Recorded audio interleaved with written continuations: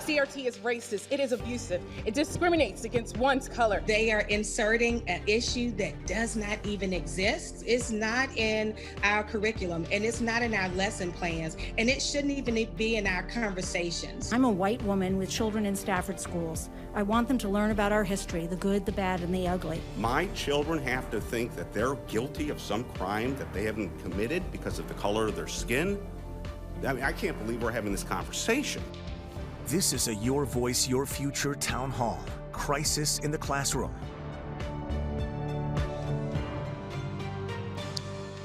Childhood, an extraordinarily short time in our lives, is unquestionably the most significant. Every lesson our children learn prepares them for the rest of their life. It shapes them into decent, honest, and productive citizens. And it allows them to not only contribute, but also to improve our society and the lives of millions of others. As we talk about critical race theory during this town hall and across America, it has taken our attention away from the most important issue, which is making sure we prepare our kids for the future.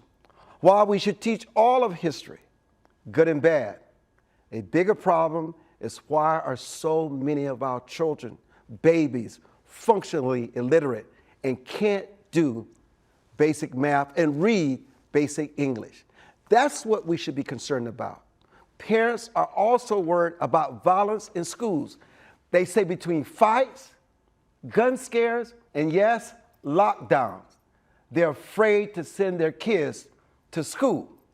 Alexis Marburger takes us into the crisis in the classroom.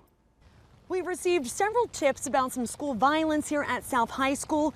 Those parents now tell us they're fearful to send their kids back into the classroom. You know, this is crazy. I ain't never seen it this bad. And they just keep doing it. Some Columbus City schools have had students and staff on lockdowns because of threats of violence. He doesn't like to go to school whenever it's like that. Paul Young has a 16-year-old student who goes to South High School and is becoming worried about some of the threats, violence, and gun scares happening in the school. He gets scared, which I don't blame him. I wouldn't either. I'd be wanting to stay home too, but he don't want to stay home. He wants to go to school. The school was put on lockdown Monday after Columbus police arrested a student at South High School. Police say the school's principal found a loaded gun in the 13-year-old's backpack after they showed it to another student. The student was then charged with having a deadly weapon in a school zone. Well, the last 2-3 weeks they've had lockdowns at South High School. According to Columbus City Schools, there have been 2 lockdowns since January. A spokesperson says a school can call a lockdown for threats of any kind, issues in the neighborhood, or surrounding investigations. Not right for the kids.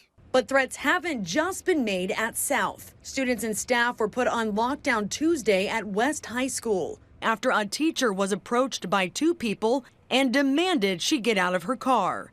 When she didn't, they fired their gun in the air and into the car, shattering her window.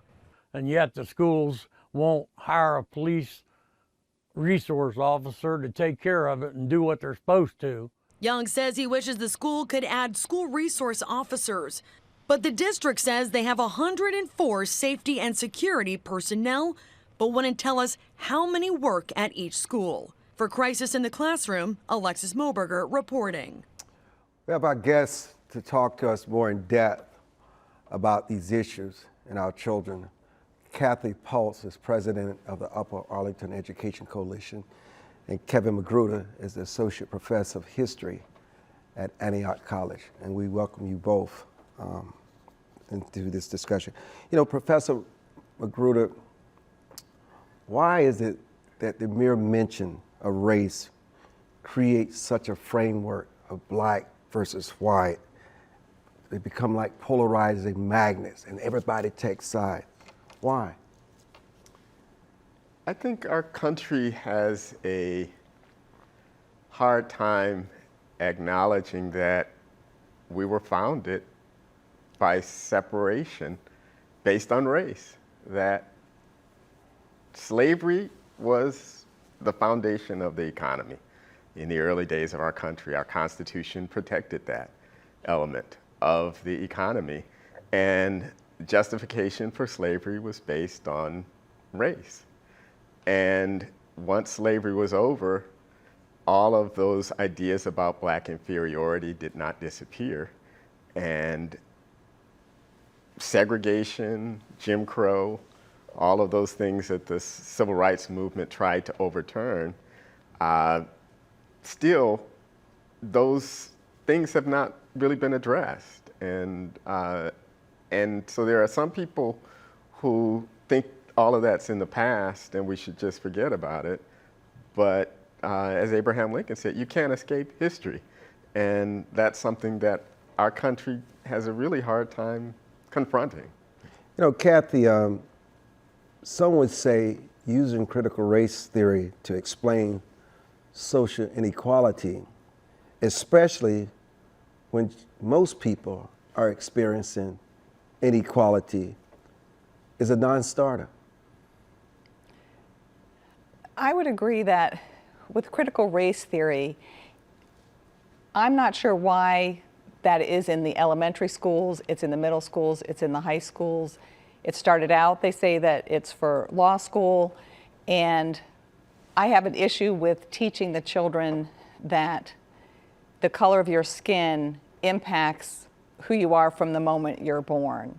That when you also are focusing on equity instead of the word equality, and certainly our country did have slavery, we did have Jim Crow laws, and our children are being taught that in schools. But my question would be, what is the outcome we're expecting from second graders learning about critical race theory? Why do they need to know that? Where are we going with that? Why is one group of people an oppressor and the other group is oppressed? And from what I've heard about critical race theory, those are your only two options. You are either, if you're white, you're racist, and if you're a black child, then you must be oppressed. You know, Professor McGruder, you take a very hard line on COVID protocols and the mask. Obviously, and this could be because of the midterm elections, people are moving away from the mask mandates and also in schools. But your perspective is that we should not lessen the role of masks, we should increase it. Is that in the best interest of the child? I've never said anything. I've never said anything about masks, so I'm not sure what the source of your information is. But I haven't written anything about that, and I haven't spoken publicly about it. Well, you know, sometimes we make assumptions that are false. You get a chance to talk about it. Right. Your feelings about masks? I think we should follow public health measures. And public health, what it is it incorporates science, but also the way human beings work and how they behave. And I'm 64, so I'm old enough to remember polio. And people were not resistant to taking the polio vaccine once it became available. And I believe that COVID has been politicized. We have 900,000 people dead in this country, and a lot of them shouldn't be. If we had listened to public health measures and had not politicized it. And so I think, and those public health measures vary depending on where you are in the country, what the infection rates are. Like whether you need to wear a mask or not is not a blanket decision. It depends on where you are, and that's epidemiology. And so that's what I believe, but I haven't written anything about that or spoken about it publicly before now. Thank you. Ms. Pultz, how do educators, how is it that they have to adjust their curriculum to not only embed critical race theory, but also anti-racism? And then what about the argument where some are saying that it's not even in the curriculum in the first place? I'll address that part first, because most schools don't say, here's your critical race theory class, and we're going to have that second period. But many of the terminology, like say using the term white privilege, microaggression. Those things are used in the classroom, they're used by teachers. I think the biggest part with that is our schools just need to be transparent. You have the teacher union saying it's not being taught, but then they pass the national ones pass a resolution that it should be. So I think what parents are really looking for is honesty and transparency from their teachers, from the school boards, from the superintendents. And I think in the last few years, the positive thing about COVID is it's really pulled the curtain back from what's going on in our schools, and parents really need to start paying attention. And some of the school board meetings that were shown in the earlier clip, it's parents want to know what's going on, and they don't appreciate some of the things that have been done behind their backs. Professor Kevin McGruder teaches history at Antioch College, and Cathy Pultz is president of the Upper Arlington Education Coalition. We're going to just continue this discussion, not just about critical race theory, but also about masking and mandates and other issues that involve our children and the larger society. Goodbye. Let's turn our attention now to the parents and let them have their say in this debate about education and about masks. We're joined by Andrea Gross and Amy Gonzalez. We welcome them both to the program. So what do you think their ultimate goal is? Because I think everybody will agree that the priority should be that the children learn, that they're educated, so they become productive citizens to society. So what do you think is their ultimate goal or the arterial goal?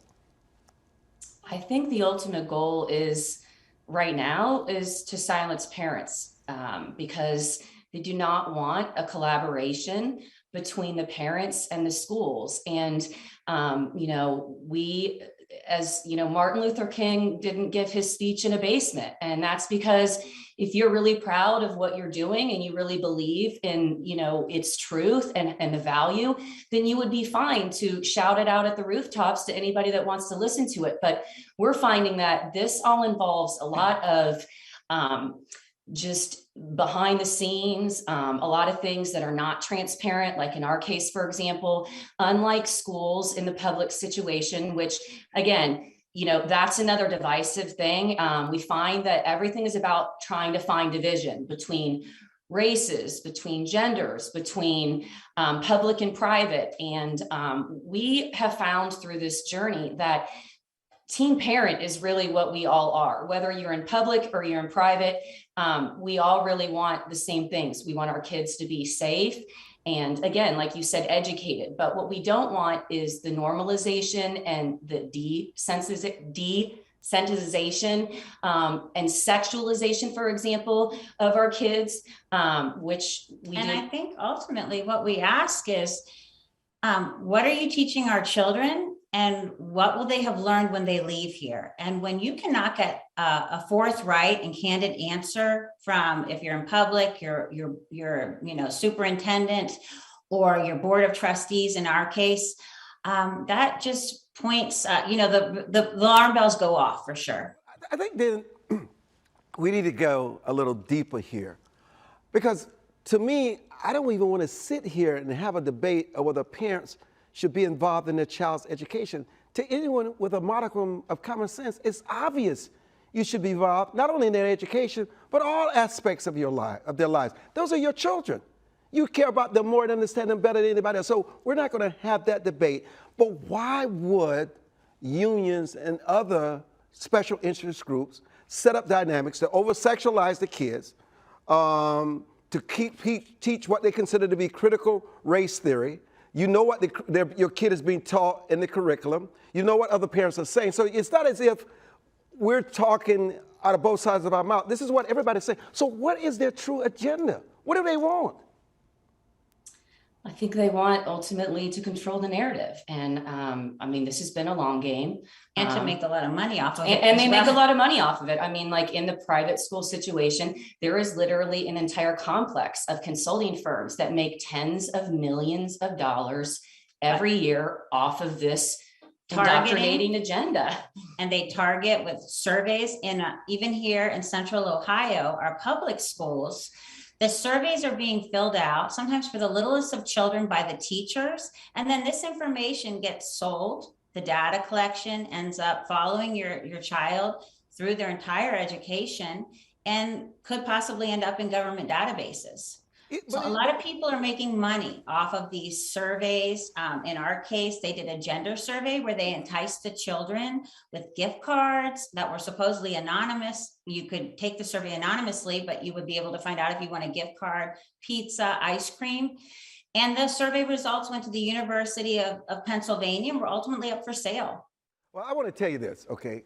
And even though I'm moderating this crisis in education, no parent is going to sit around and allow anyone to cripple or marginalize their child.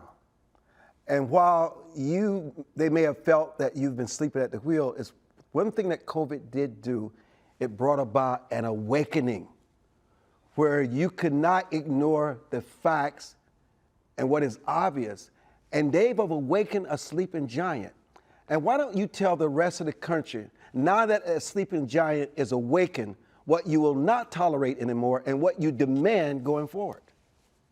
Well, I just think as teen parent, we do have a right to know what our children are being taught, and there is accountability for that. In our case, we ended up last week filing a lawsuit to protect the interests of our children, and it's all children. It goes beyond our 3 kids and our school. It's every child. If we move the ball forward for transparency and accountability, all children will benefit. And I think what's most important here, though, is that you've seen progress when you've decided to step in and lead the superintendent, the school board, anyone else. Because what you realize that if the people are not awakened and don't lead, you'd have the same results and the same dismal what you're seeing in these schools in terms of what your child is becoming. Because sometimes children go home and their parents don't even recognize them anymore. Absolutely. That's often the case. It is. And that's why it's just so important that if you see something or you hear something that is untrue, it is a moral responsibility to speak up. As a parent, we hear all the time, because we do have the private school situation in our particular circumstance. Well, then take your kids out of public schools and send them to private. And we keep on saying, no, in many circumstances, the private school situation is even worse. The kids have no freedom of speech. A lot of these contracts are being rewritten out where it goes beyond just the children or the parents. It could be anybody. Whether in our case, they quelled our freedom of speech, not just our kids, and expelled our children. And they did nothing wrong. Our children. The last question, and we are so grateful to have you both join us for this very critical conversation. How are your children? They're resilient, because children are, and our children are.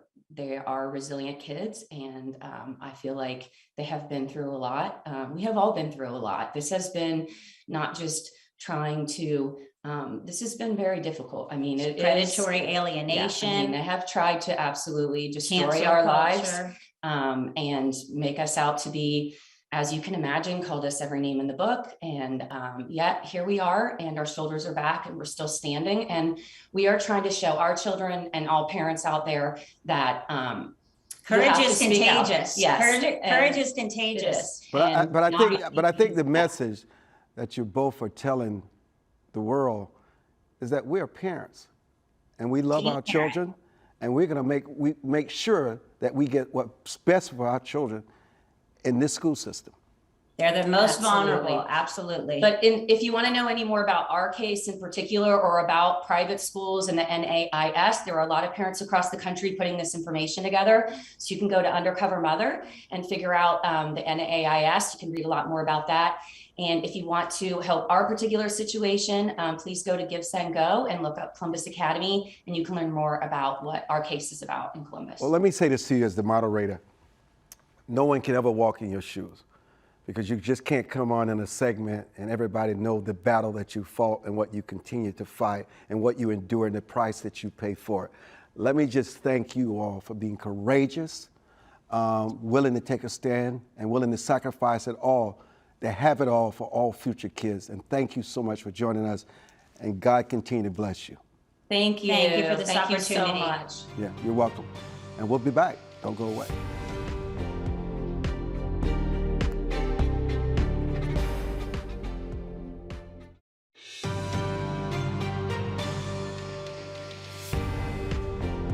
Critical race theory was a driving force in the November elections. As David Winter reports, school boards were a major target for parents. There's a virus among us. Only one of the Forest Hills School Board members who sat and listened to this concerned parent earlier this year is still on the board. The rest have been replaced. I'm not talking about COVID-19. Virus I'm talking about is critical race theory. The voters spoke on November the 2nd. Sarah Jonas, a Forest Hills mom, is one of those new Forest Hills School Board members. She says she decided to run in part because of a poetry assignment her daughter brought home. It was basically a social justice video, and that's the perfect example of the critical race theory language and framework entering the classroom. You would think social justice would be taught in social studies classes. Sure, so history should be taught, the good, the bad, the ugly. I totally agree with that. But when it comes to teaching our kids that there is, you're oppressed or you're an oppressor or you have implicit bias, microaggressions, all of that, those are components of critical race theory, which I don't want my children to be a part of. And the voters agreed, also electing Katie Stewart, Bob Bibb, and Linda Marie Hausfeld. While Jonas was the only one of the four who spoke to us for this story, this is the remaining school board member whose seat was not up for grabs. They hijacked school board elections across the country, and Forest Hills was no different. Leslie Rasmussen says those four and beyond were primarily elected because they spread misinformation about CRT. They have taken terms like diversity, equity, inclusion, and said that must be critical race theory. Well, we know that's not true. But true or not, many voters believed their children were being taught that white people are oppressors, people of color are oppressed, and American institutions like the courts are biased against people of color. There is nothing where teachers are saying, okay, you're white, so you are oppressing your fellow classmate who happens to be Black or Latino or Asian. That is not happening. Those who are anti-critical race theory say CRT is absolutely being taught in these schools, and they have proof. Dan Reganold leads the coalition StopCriticalRaceTheory.com. He has compiled a book he says contains dozens of examples of CRT. On their digital sign, they say, all lives can't matter until Black lives do. Now, is that what we want to be teaching children in our schools? The voters said no in Forest Hills and hundreds of other districts across the country. In Cincinnati, I'm David Winter reporting. We welcome Brian Steele to the town hall. Brian ran unsuccessfully for Worthington School Board. And Brian, why did you run? Yeah, so first and foremost, I'm a parent. I didn't like some of the decisions that were being made by my board, some of the decision-making process and a lack of transparency. So instead of complaining about it, I thought I would try to do something about it. Where in a child's education should parents play a larger role? Yeah, so I think from day one, I've been involved in my kids. They're socially, academically, and sports, since kindergarten, and I have 5 children. And, she asked me personally from day one. Obviously, Brian, the pandemic has changed so much, especially in K through 12 public schools they have worries and concerns. What concerns you about what has changed and what has changed so drastically? Yeah, so first and foremost, education is my number one as a parent, as a taxpayer, my children's education, what they're being taught, how they're being taught, and also the finances. If as a taxpayer, if we're going to be heavily taxed and get low bang for our buck, we're obviously going to have a lot of questions. If our children aren't passing state tests at the rate they should, we're going to have a lot of questions. There's so much in the news today about critical race theory. How do you respond to the parents who say that CRT separates children of different backgrounds and races?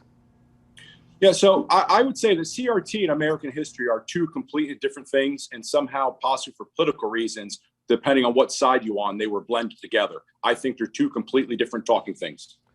Oh, well, talk about how they differentiate. Yeah, so I could tell you, and the campaign I spoke about this, the parent I spoke about this. I think American history needs to be taught. It needs to be taught at age-appropriate levels. We have a dark stain on our history, such as slavery. We don't hide from it. We need to address it and let the children know. CRT, however, is this kind of blanket umbrella that everything's racist. It's a theory, it's an opinion, it's a belief. I believe history is taught on facts, not if my child is doing bad in math, it's because of racism. Cops in schools, racist. A child can't pay for his lunch, racist. That's where I have a different of opinion. And that's why we invited you on to join us today. We thank you for being a part of this important conversation. Thank you so much.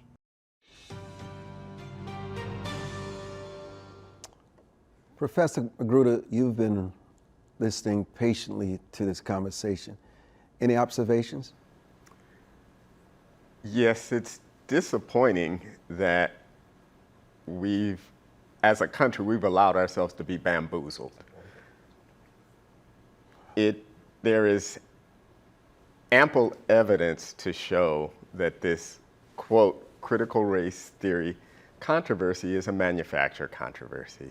Christopher Rufo, a journalist working with the Manhattan Institute and other publications, began promoting the idea that almost everything he didn't like was critical race theory.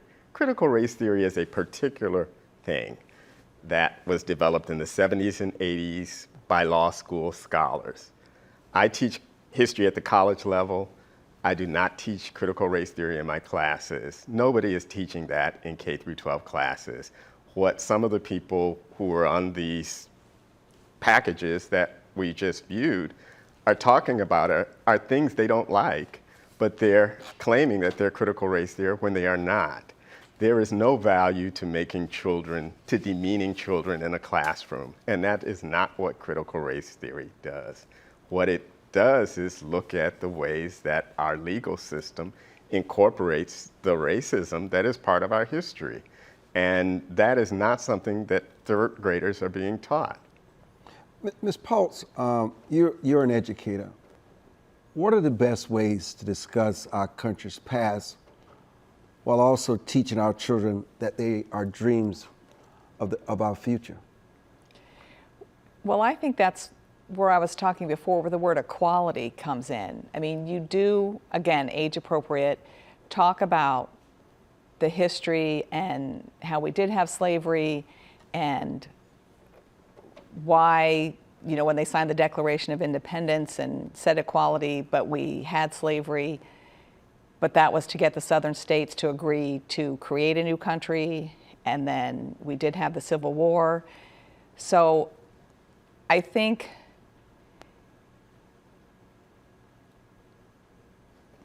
losing my train of thought. I think that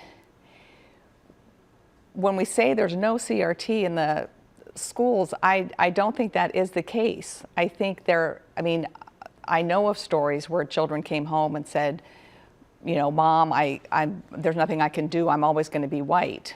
And that was in one of our local school districts. So, and maybe it's just some teachers who aren't supposed to be doing something, but I think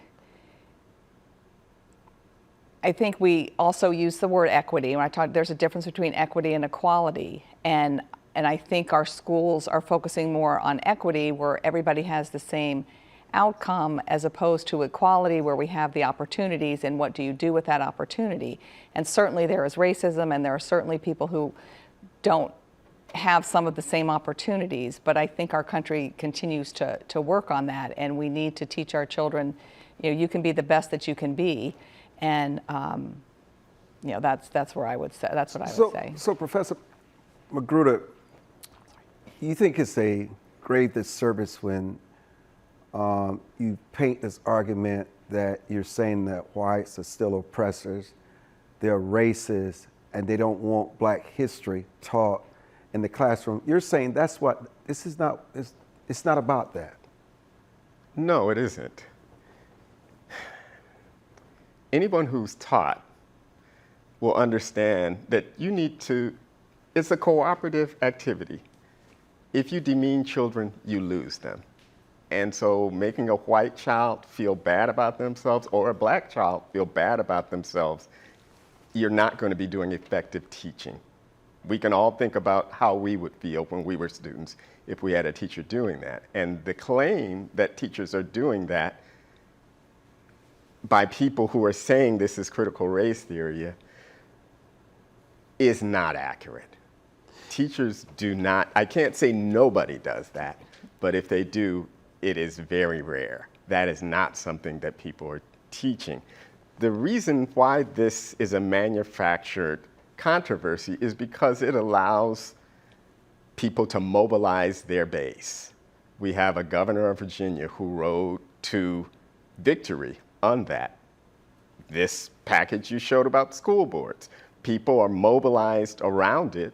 You can mobilize about things that are not true, and that's what's happening. And we are going to pay for this in the future because it's dividing us and keeping us from doing the real hard work that we should be doing, which is understanding the truth and figuring out how we together move forward to create a society of liberty and equality. Cathy, you believe these parents mobilizing all across the country empower parents in their child's education.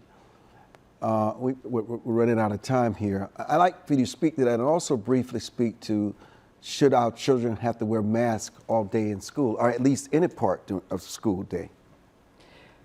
Well, I think the mobilization, I don't think it's manufactured, because I do feel that things are happening in the classroom, and maybe if it's the total definition of critical race, that's not there. But parents came because things were happening to their children.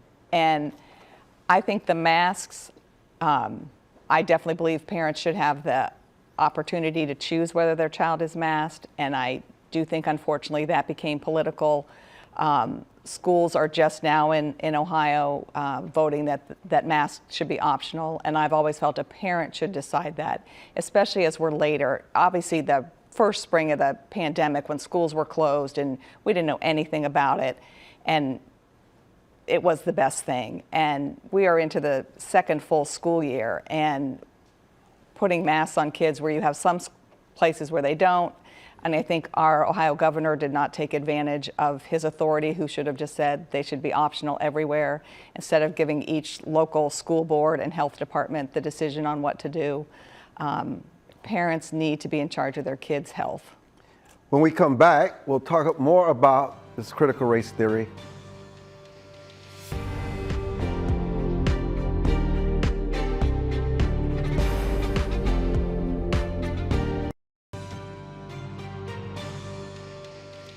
Dr. Jason Nichols is an award-winning full-time senior lecturer in the African American Studies Department at the University of Maryland, College Park, and he joins us. You know, Dr. Nichols, critical race theory is portrayed as something that a number of white people don't want in this country.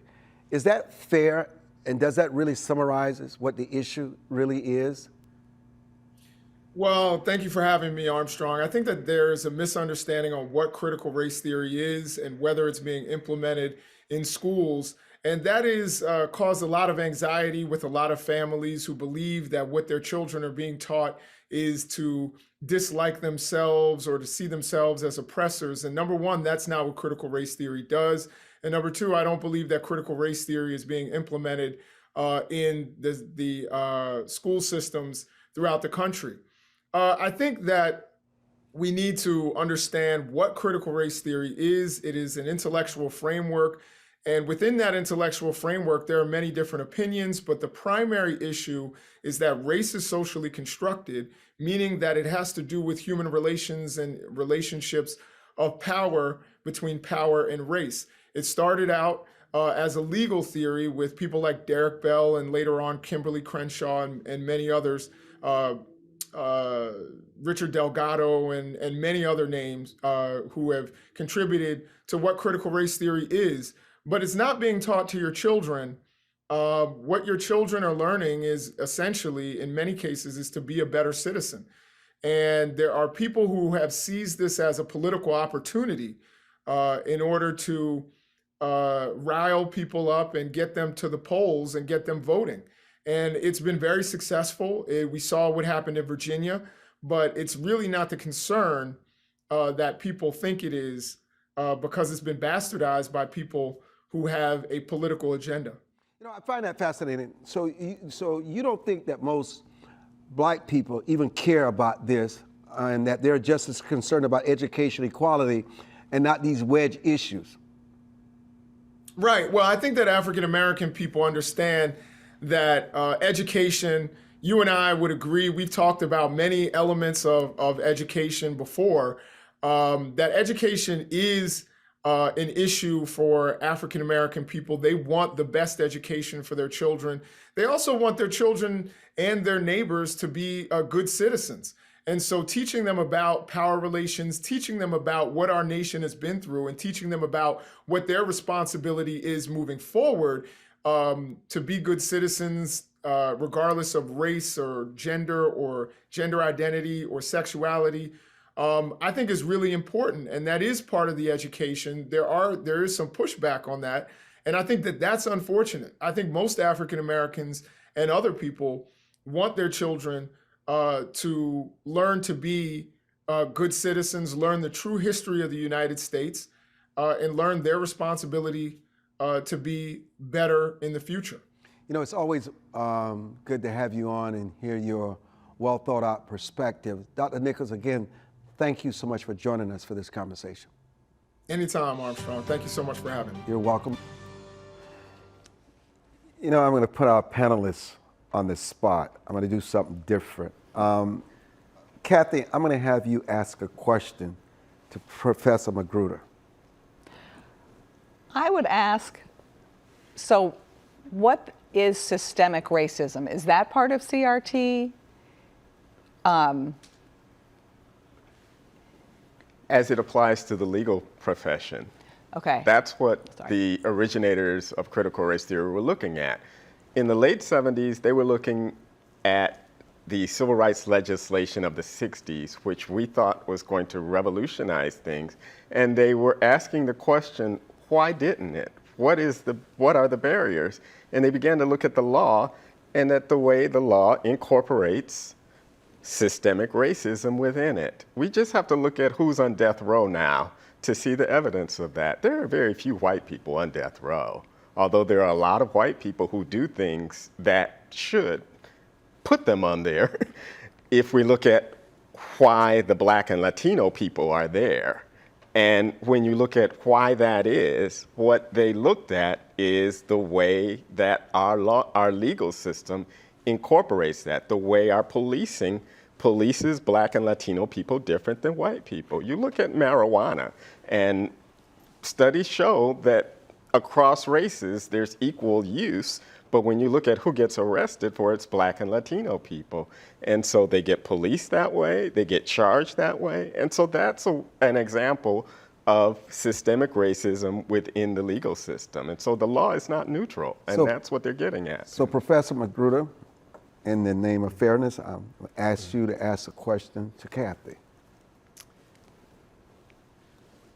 I know you've been very involved with the Upper Arlington school system, and my question would be, what things were you hearing from parents that led you to believe that critical race theory was being taught to their children? Within our school system, even just letters that came home, the emails that came home that, like I said, use the microaggression terms, that we need to think about our privilege, some of our DEI things. But then I'm also involved with another group called Protect Ohio Children, and they gather information from around the state. And I know that, you know, like one of the stories I told earlier was from one of those families. So once you get involved in something like that and you create, like the Upper Arlington Education Coalition, I get emails from other people saying, you know, you're getting information from your school board. Where do I go to find this information for ours? How do I address our school board or our principals or our superintendent? So a lot of people are out there just asking questions, and again, worried about their kids, and in terms of our schools don't seem to be focusing on academics as much. What I love about what we're doing is we're having a discussion. And unfortunately, in our society, it's hard to have the discussion without being called names, or you have, you know, somebody's complaining about you, and you can't have a discussion or a debate. And I think we're about the same age, and we grew up and went to college where you just debated and talked about anything and didn't attack the other person for their beliefs or what they thought. You try to change their mind, or and unfortunately, our kids today don't get that. I have a daughter at Ohio State who never gets that. She can't really have great discussions, because if you don't toe the line, you know, they don't want to hear from you. No, I think you. Could I just please, say one thing? Absolutely, yes, sir. That the terms you mentioned, microaggressions, diversity, equity, and inclusion, those are all terms that were originated in an attempt to reach equality. So microaggressions are things that people might think are unimportant, that are really insulting, and are often directed by people in power to people who have less power. And in this classroom, whether we like it or not, white children have more power than children of color often. Studies have shown that teachers often look at children of color different in the classroom, police them in different ways. And so a microaggression is something directed at those children, talking about their hair, talking about their skin color. And the child doing that is not necessarily mean, doing it out of malice, but does it because they don't understand how hurtful that is. You know, I'm gonna say it would be a really sad commentary if people are judged today by what they look like instead of the meritocracy in the classroom. I think we come much further than that. Some final thoughts from our panelists. Professor McGruder? Our teachers are not trying to make our children feel bad about themselves. They're trying to help them to learn together and to live together. Cathy Pultz? I would tell parents, go to your school board meetings, talk to your teachers, find out what's going on in your schools, and be involved. Thank you for joining us. And coming up next, we'll be talking to the former Secretary of State,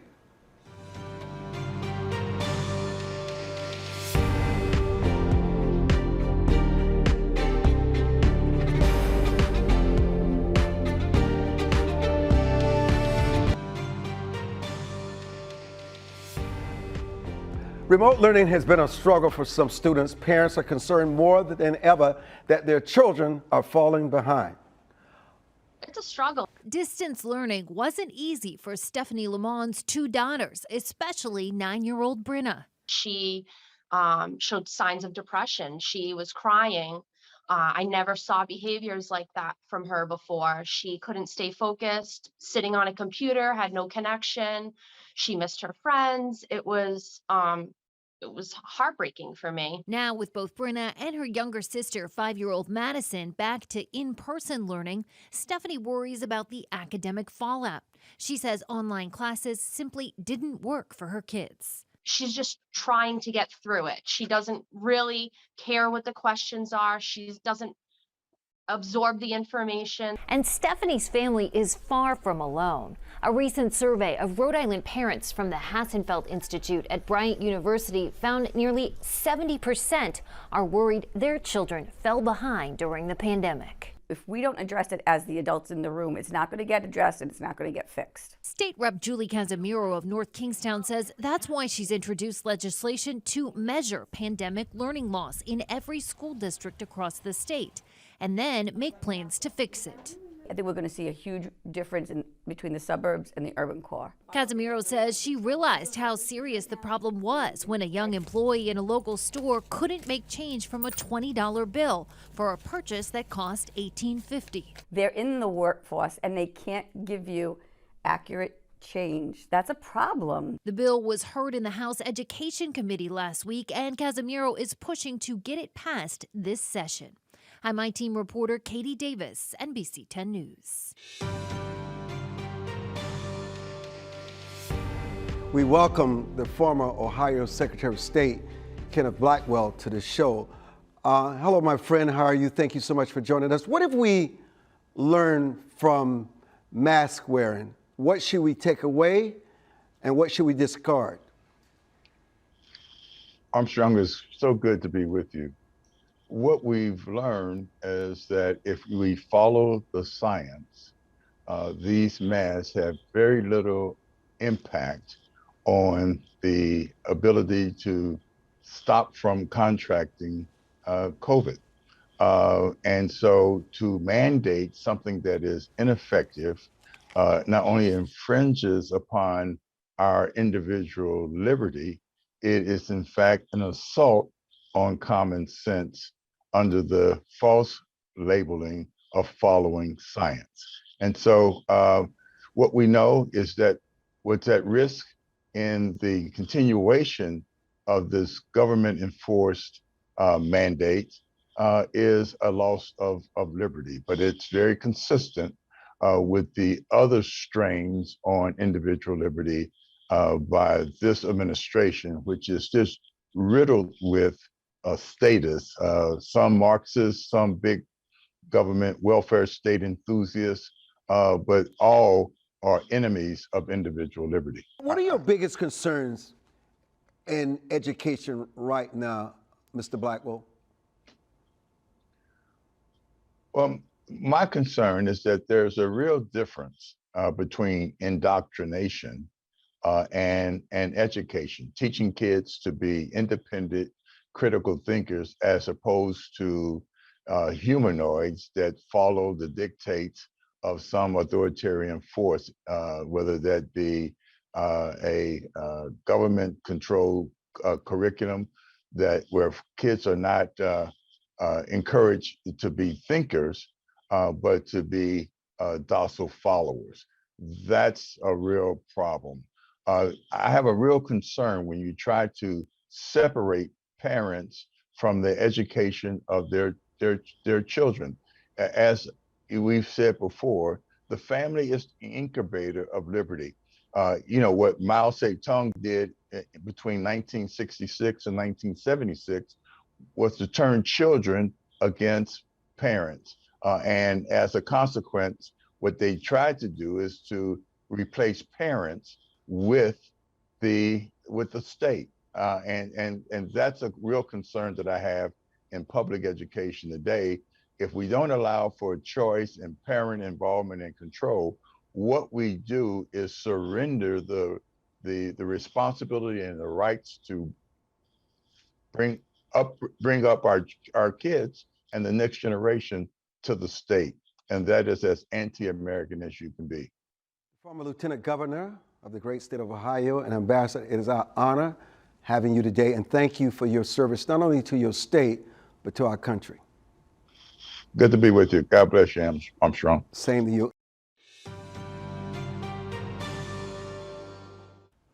Whatever the debate is about how we should educate our children, we must never lose sight of the fact that their level of education will dictate their success and their contributions to America and the world.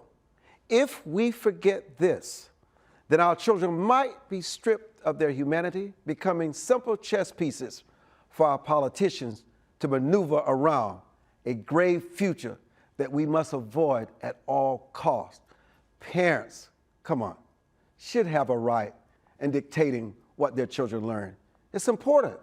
It's also important that we think of the future, where other countries are outpacing the United States in English, math, science. Listen, we just can't afford to be distracted, because that's exactly what our adversaries want.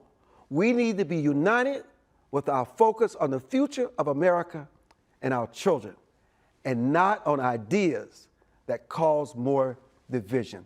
Thank you so much for joining us for Crisis in the Classroom. I'm Armstrong Williams.